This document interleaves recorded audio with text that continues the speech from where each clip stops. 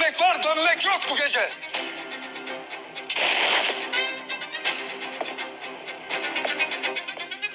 Kendini yakma bak. İhanet başka bir şey. Karşına almak isteyeceğim bir düşman değilim.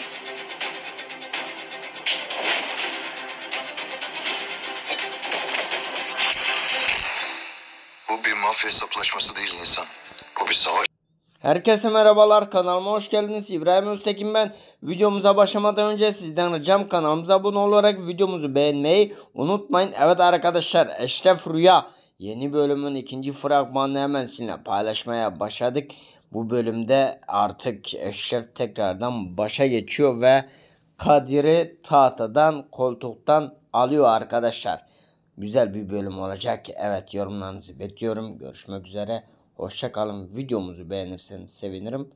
Bay bay.